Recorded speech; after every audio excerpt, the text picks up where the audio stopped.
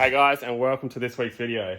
I got my mate Trav helping me, and we're going to fire up the VN for the first time. Maybe. Definitely maybe. And we're going to use brake cleaner because the fuel tank's still not in it, so that means she ain't going to run on its under its own steam. But yeah, I've pretty much pulled off half this gas junk, which is another reason why I'm not hopeful of it actually running, and put a battery in it. As you know, this motor's not staying, but I just want to double check and make sure it's not like shagged, and make sure something else hasn't got an electrical issue, and see if it catches fire when we turn the key. So we found a key, and Trav's about to put it in the ignition and see what happens. You've got a button too. Oh, it does. I just seen a light flash. Oh, it turned. Oh, dang, Stairs is on. Is there a CD in it? I mean, there's no speakers in here. Oh. Oh, unless there is in the front. What's the button? Nope, there's no... I don't know how to work it. Anyway. Yeah. Oh, there's a light on the dash. See? Yeah, oil light's on. Oh, yep. Oh! Heck. Dang, Trav. She starts. Well, turns over. I mean, the battery's definitely cooked. Alright, I've given her some more juice. Battery terminal might have been loose. Jump pack's on. I sprayed some brake cleaner in there. Give it some, Trav.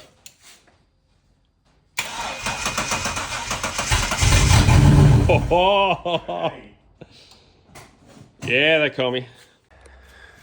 All right, we're in business.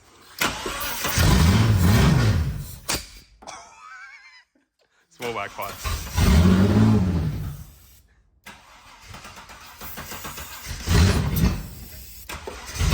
Hang on, wait 1 sec.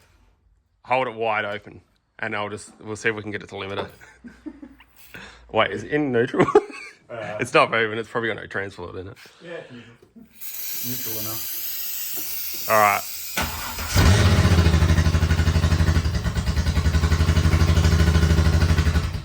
It does not like that. Oh, it's on fire. I might as well just let it burn. I wonder if brake cleaner will put it out.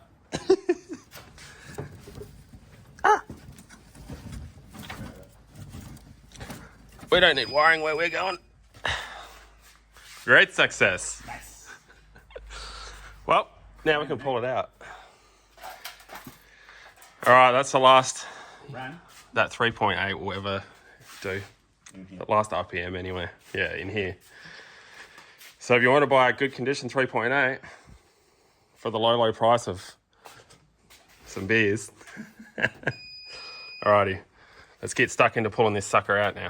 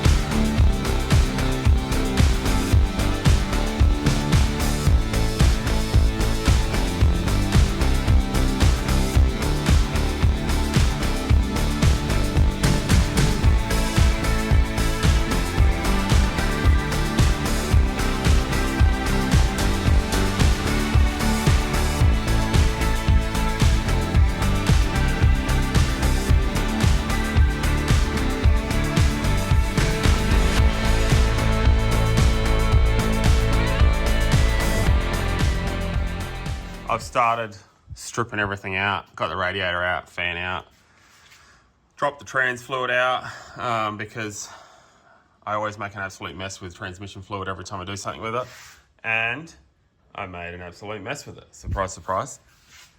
So I'm just getting all the rest of the fluids out of it, dropping the engine oil, and then I'm going to sort out some power steering fluid drainage or something in a minute. Is it going to make a mess? I'm kind of debating, because I'm obviously only pulling the engine out, but now I'm kind of debating dropping the whole K-frame out of it.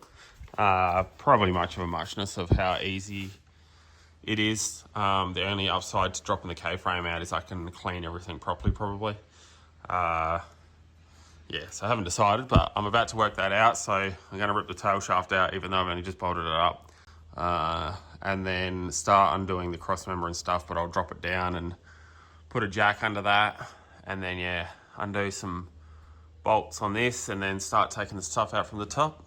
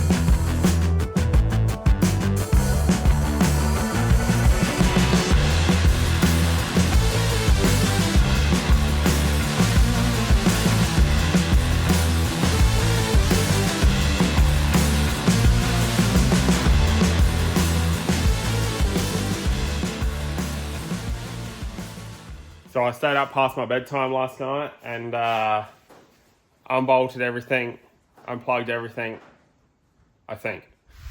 So I haven't stripped a van like this and dropped the K-frame out of it with the engine on it before, but pretty easy to work out, I think. Gearbox cross member unbolted, tail shaft out. It didn't have an exhaust on it. Steering shaft disconnected. Sway bar disconnected, front brakes disconnected. I've undone the engine mount so that it's not a pain to get out when it's on the ground. What else have I done? Taken now I took two off originally, two of the K-frame bolts. Now I've taken all four of them off because it's down sitting on some jack stands down there. I've unplugged all the wiring from the ECU, pulled it back through the firewall, unplugged and disconnected everything from the battery and near the fuse box there. What else have I done? Obviously radiators out, all the lines to do with that, everything to do with the gas, cut the fuel hose because, yeah, deal with that when we get there. Throttle cable disconnected, booster disconnected. I think we're right, but inevitably, there's going to be many things probably that I haven't disconnected that needs to be disconnected. So let's find out the hard way though. It's the last bolt on the strut top here. And let's hope.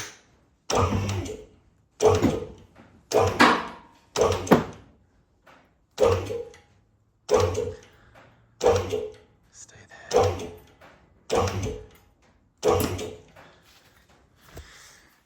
what if I leave the button? Oh, I should pull those spark plug links off. I mean, they were going to come off one way or another.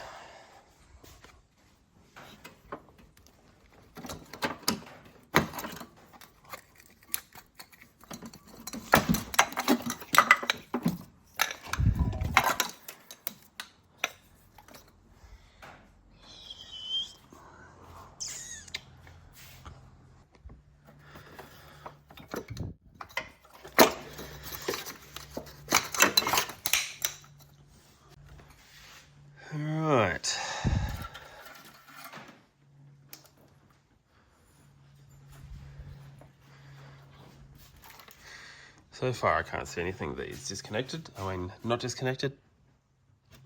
That looks like it's going to foul, so I might have to unbolt that, but that's about it, I reckon. Oh wait, something to the throttle body for that.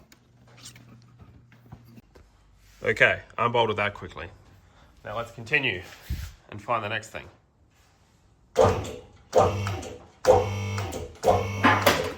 Whoa. Hopefully it doesn't fall off the 3 jack stands. That definitely doesn't make sense. I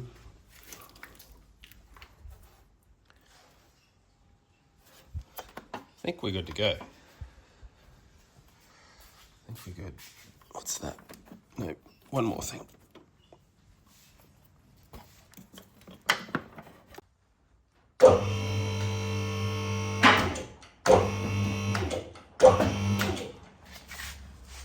Oh, what have we forgotten now?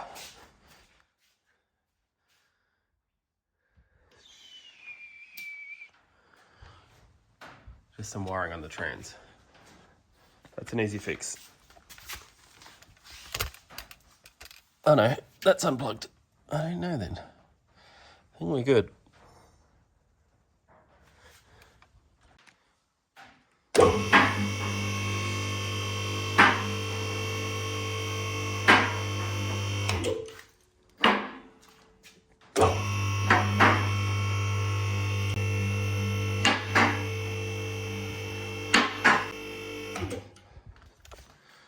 Make sure after dropping that it's not going to fall off the hoist.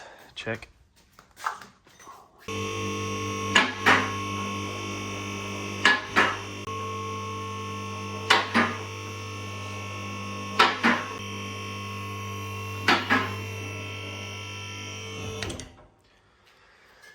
All right, 3.8 litres of Fury pulled out. So now I've got to unbolt that, even though it's pretty well unbolted off of the cross member or K-frame, and then remove said engine, and then line some things up and see what we've got to do to fit the next engine.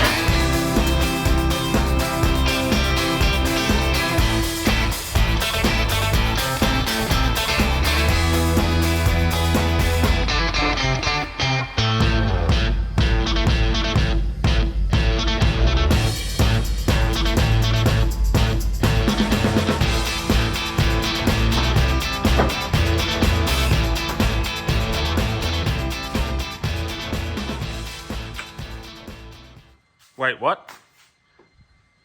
Where did that come from? God's engine. Nah, look, I 100% wish I could have put an SR20 in this. I looked for a long time and they're just so out of my price range, it's not funny. So I went for the next best option. The almighty, wait, I just got to build up the suspense here. Just, nah. No, but how good would it have been to put a mighty SR20 in it? Obviously, this is just the one that was sitting in the Sprinter. It's just a bare block, so unfortunately, it's definitely not going to be budget 500 horsepower if I run that. So, yeah, let's just take it in because it just looks like it's meant to be.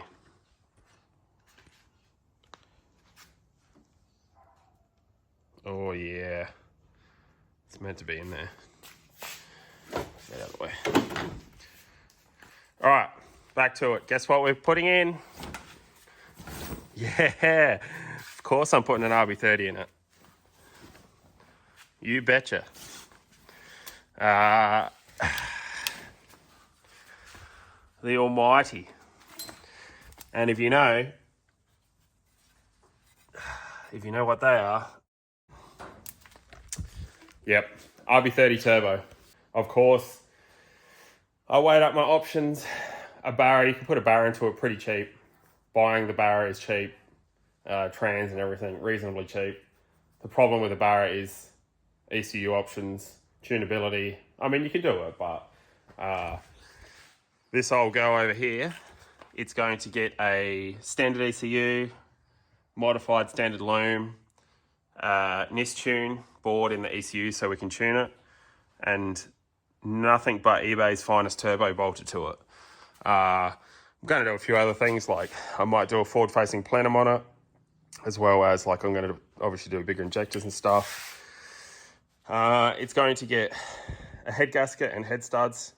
But yeah, the goal with it, straight off the bat, I'm going to try and just get it running and driving.